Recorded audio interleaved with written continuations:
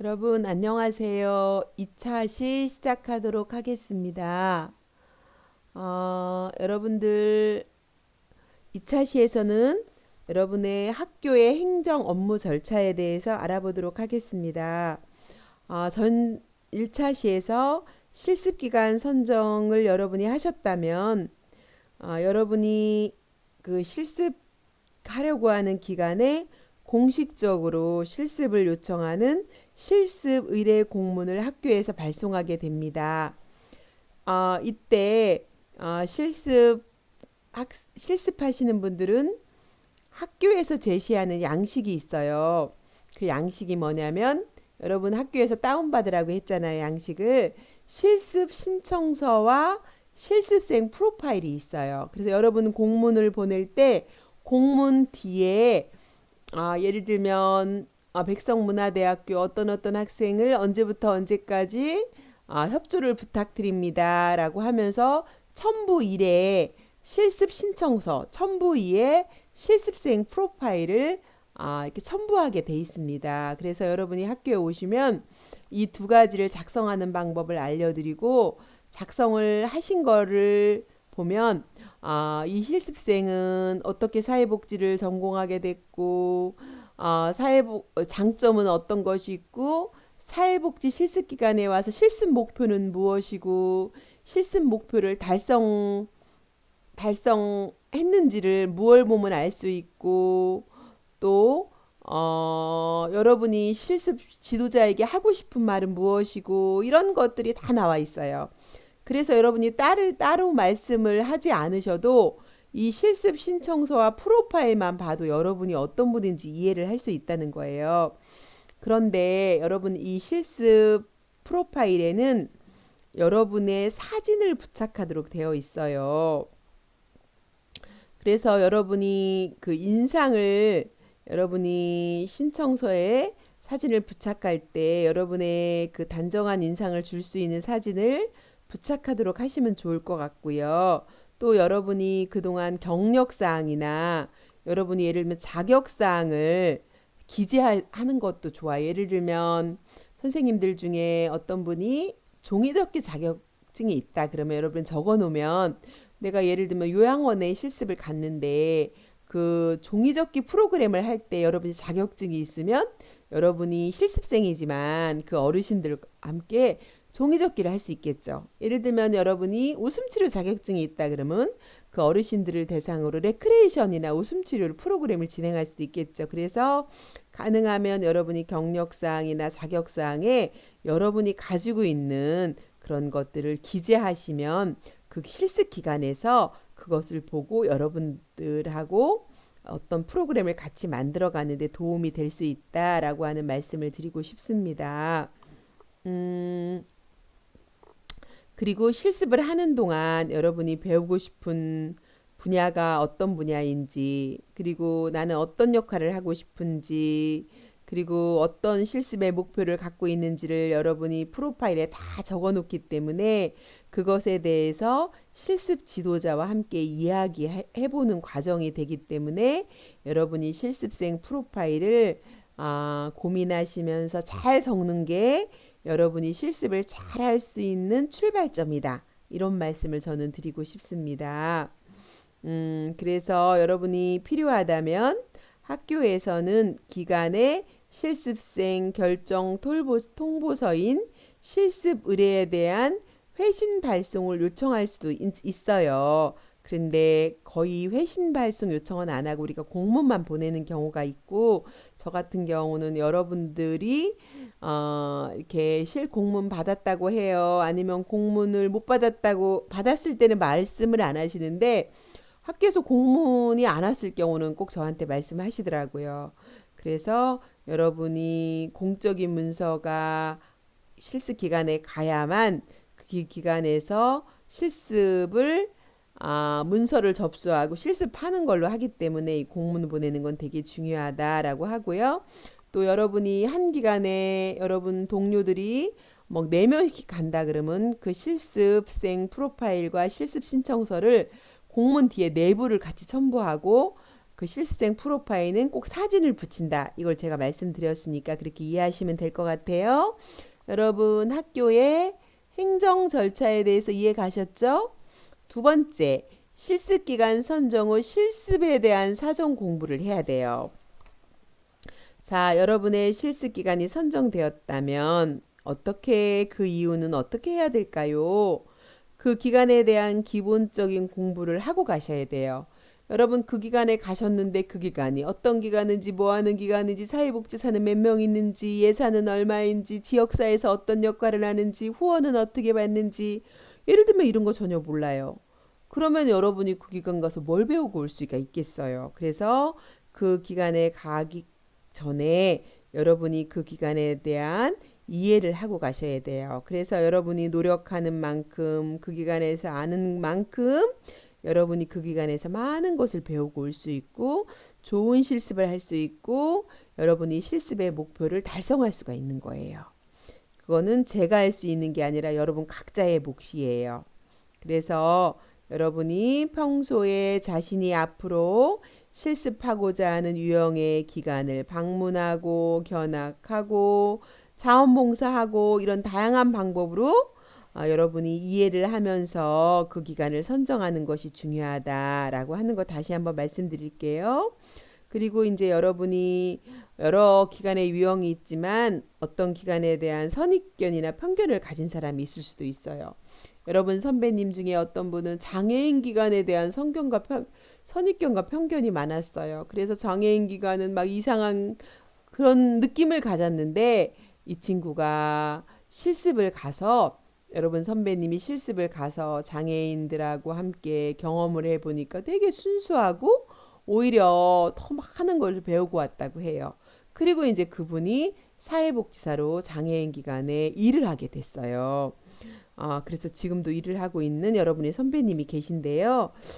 사람은 이렇게 공부를 하면서 예전에 가졌던 자기의 선입견과 편견을 변화시키는 경우도 상당히 많이 있어요. 그래서 혹시나 여러분들도 그런 편견과 선입견이 있다면 그거는 나의 문제다라고 생각하고 이런 불확실한 정보에 의해서 여러분이 선입견이나 편견을 갖지 않았으면 좋겠다라는 생각이 들고요. 또 여러분뿐만 아니라 여러분 동료들 중에서도 가지 않은 기간을 실습기간 분석 보고서라고 하는 걸 제가 과제를 드릴 건데 여러분이 예를 들면 우리가 12분이다. 그러면 내가 가는 기간은 노인 기간이에요. 그러면 나머지 11기간에 다 기간이 다르잖아요.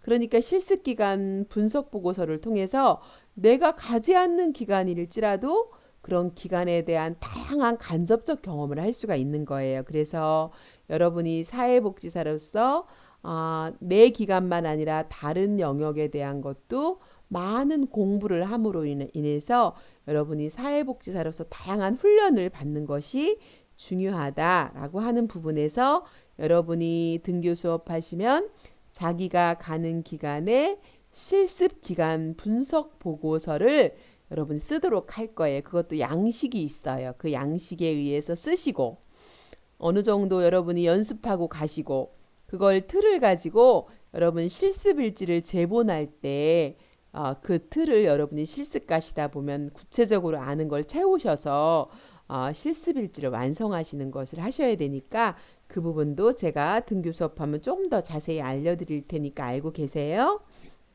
그 다음에 학교에 오리엔테이션이 있어요. 여러분 지금 제가 오리엔테이션 하고 있죠? 여러분 잘 이해 가시죠?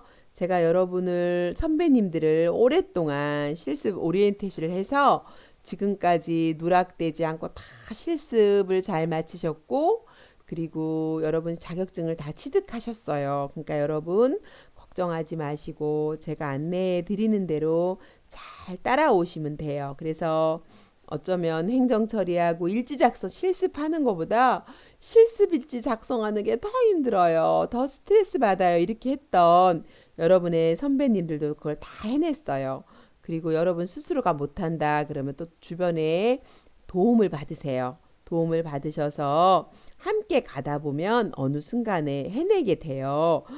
선배님들 중에 뭐 나이가 60 넘으신 분들도 다 해냈어요. 그러니까 여러분들 다 할 수 있으시니까 너무 걱정하지 마시고 서로서로 도와가면서 하다 보면 성취감도 느껴지고 되게 뿌듯해요. 마치 실습일지 두꺼운 게 하나 나오면요. 여러분 마치 논문을 쓴 것처럼 되게 뿌듯함을 느끼게 되게 되는 경우가 있거든요. 그래서 여러분 잘 따라오시면 돼요. 자, 그 다음에 실습 전 기관 사전 방문이 있어요. 여러분 표 7-3번이 있죠. 자, 여러분이 실습 기간이 선정된다면 실습 시작 최소한 일주일 전에 미리 전화를 해서 방문 약속을 하신 후에 단정한 복장을 하시고 처음 방문할 때 여러분 부담되지 않는 선에서 작은 음료수나 작은 선물을 준비해서 실습 기간을 방문하시면 좋을 것 같아요. 전혀 부담되지 않는 걸로 하셔야 돼요. 뭐 바카스를 사가지고 간다든가 뭐 10,000원 이내에 음료수를 사서 이렇게 가신다든가 이렇게 가볍게 가시는 것도 좋을 것 같다는 생각은 들어요.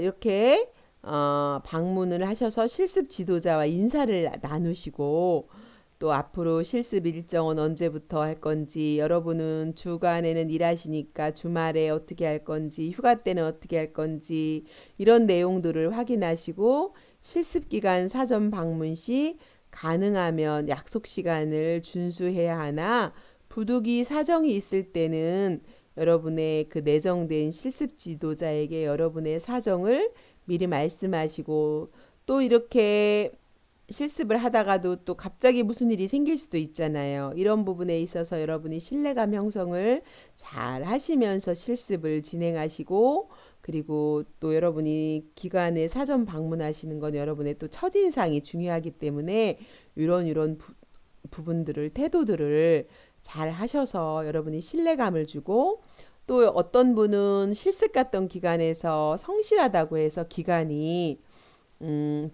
직원이 이직을 해서 직원을 뽑을 때 그때 성실했던 실습생을 여러분 직원으로 또 채용하게 되는 경우도 그래도 간혹 있어요. 그래서 여러분도 혹시 여러분이 실습해 보니까 이 기간에서 내가 취업했으면 좋겠다라는 생각이 든다면 성실히 하시고 또 마무리할 때 저는 앞으로 기회가 된다면 이 기간에서 일을 하고 싶습니다. 저에게 기회가 된다면 한번 연락을 주시면 성실히 한번 해보겠습니다. 이렇게 또 여러분이 말씀을 하시고 오시면 더 좋을 수도 있습니다. 그래서 취업으로 연결되는 경우도 있다라는 거 다시 말씀을 드릴게요. 그러면 7-3번에 실습 전 확인해야 될 사항을 여러분 교과서 103페이지를 저랑 같이 따라서 확인해 볼게요. 첫 번째, 실습생으로서의 실습 지도자에 대해서 인사하고 지도를 잘 요청하는 걸 하셔야 돼요. 그리고 궁금한 것도 물어보시고 여러분이 처음에 가셔서 실습 지도자를 만나면 뭐 이런 것들 확인하시는 게 해야 될 일이겠죠.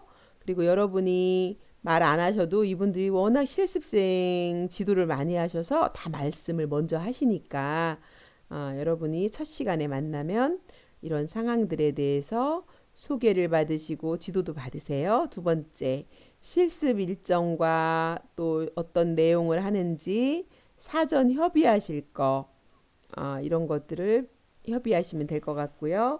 세 번째는 시설의 상황에 대해서 개괄적인 확인을 아마 여러분이 하게 될 기관 소개를 거기서 하게 되는데 기관 소개할 때 여러분이 궁금하신 거 예를 들면 기관 소개를 듣고 혹시 식사는 어떻게 하는지 또 기관은 뭐 프로그램은 어떤 것이 있는지 여러분이 주로 어떤 것을 배우고 싶은지 이런 거에 대해서 개괄적인 걸 들으시면서 또 질문이 있으면 해보셔도 좋아요.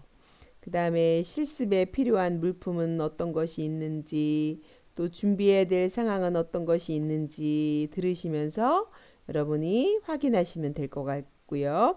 그리고 여러분이 실습을 할 때 복장은 어떻게 해야 되는지, 예를 들면 실습을 하다가 뭐 아동 지역아동센터 같은 거 경우에 캠프를 간다. 그럼 캠프 갈 때는 어떻게 해야 되는지, 뭐 복장은 어떻게 해야 되고, 여러분이 준비는 어떻게 해야 되고, 캠프 갈 때는 또 숙박하는 경우도 있잖아요. 그럴 때는 어떻게 해야 되고, 이런 것들에 대해서 전반적으로 여러분이 확인하시면 될 것 같고요. 그 다음에 실습 시에 식사 관계, 그쵸? 기관에서 급식을 하는지, 나가서 사 먹는지, 비용은 어떻게, 실습비용은 어떻게 하는지, 이런 것들 확인하시는 거고요. 그 다음에 실습에 소요되는 비용들, 그 다음에 숙박 실습을 우리 학우님들 중에는 거의 하지 않잖아요. 그 기간에서 숙소에서 자면서 실습하는 사람은 아마도 없으실 거예요. 근데 제가 만났던 우리 학우님들 중에 한 분은 그렇게 하셨던 분도 계셨어요. 그분은 시각장애인이었는데 실습 기간에서 배려하셔서 그 기숙사에 숙소를 제공하면서 숙박 실습을 했던 기억이 있습니다. 그 다음에 실습 당일에 집합 장소와 시간 확인을 하셔야 돼요. 예를 들면 실습을 가는 첫날에 어디로 가야 되는지, 몇 시까지 가야 되는지 이런 거 확인하시잖아요. 예를 들면 9시까지 오시라고 하면 9시에 딱 맞춰 가시지 마시고요. 여러분이 첫날 2, 30분 전에 미리 가셔서 직원들이 아침에 가면 청소도 하고 막 이런 거 하잖아요. 그러면 여러분들도 같이 가셔서 청소도 하고 쓰레기통도 비우고 이런 거 같이 하시면 좋아요. 제가 만났던 우리 학우님들 중에 막 오셔서 이런 얘기 하셨어요. 그 교수님, 저는 실습감은 막 대단한 걸 생각하고 갔어요. 막 프로그램도 만들고, 또 클라이언트하고 초기 사정도 하고 막 이런 거를 하고 기대를 하고 갔는데요. 실습 가자마자 유리창 청소해라, 화장실 쓰레기통 버려라, 주방에 뭐 음식물 쓰레기 버려라, 그리고 지역아동센터에 갔더니 매일마다 설거지만 시켜요. 너무 실망해요. 그리고 저를 너무너무 막 이렇게 굳은 일만 시키는 것 같아요. 막 이렇게 불만을 토로하는 그런 우리 학우님이 계셨어요.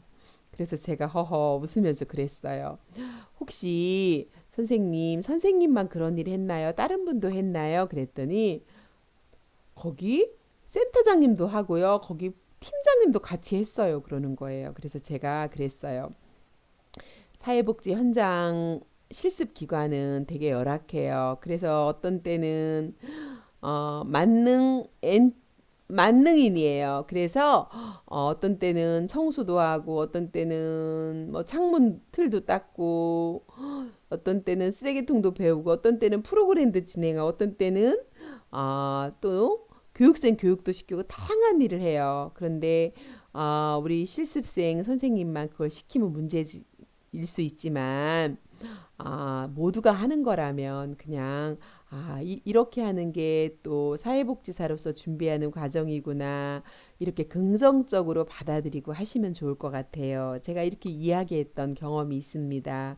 여러분, 우리가 사회복지사는 전문가라고 생각해서 늘 우아하게 앉아서 그런 일만 하는 게 아니랍니다. 우리가 그런 것도 있잖아요. 성자가 된 청소부. 그래서 모든 것은 다 청소부터 하기 마련이에요. 그래서 그런 거 할 때 기쁜 마음으로 함께 하시면서 우리가 같이 전반적인 것들을 배운다라고 하는 그런 마음으로 즐겁게 또 기쁘게 실습을 임하시면 좋을 것 같다라는 생각을 전달하고 싶습니다. 여러분 다 잘하실 거고 다 알고 계시지만 제가 다시 한번 전달 드렸습니다. 자, 여러분 수고 많으셨고요. 여기까지 하도록 하겠습니다. 감사합니다.